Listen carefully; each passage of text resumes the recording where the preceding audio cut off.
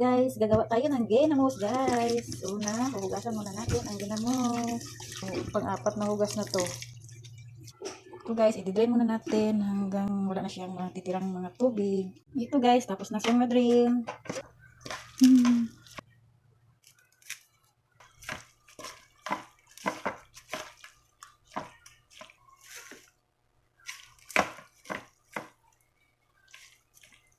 Guys, mayroon akong in-slice dito na luya. Ihahalo ko tong luya.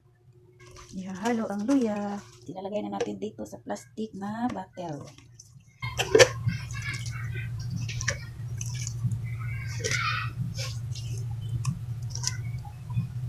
At ito pang isa. Kailangan kong kalahati lang para pag magsabaw siya, hindi siya maano ba? Hindi siya masikip.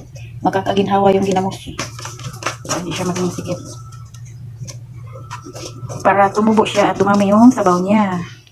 Ayan na guys, tapos na. Anong pizza ngayon? Start from me at bubuksan naman natin to ulit sa after 1 week. Guys, ilalagay na natin ito sa freezer ko ito nilalagay guys. Sa freezer, sa ref lang. Para hindi talaga siya mapapasukan ng langaw. Ito na guys, buksan na natin guys ang ginawa kong ginamos noong nakaraang araw ng Pizza Otso. Titikman natin kung anong lasa ng aking ginamos guys. Mukhang masarap naman. Ayan, churan. Ilagay sa maliit na bowl. Ayan, lagyan ng kalamansi. Isa pang kalamansi. Ang asim na nito, ang sarap. Yan.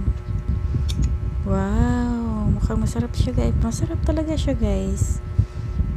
Yan, lalagyan natin ng kunting vinegar na may mga halong mga luya at sili. Sinamakan na vinegar. Yan. At saka piniritong isda.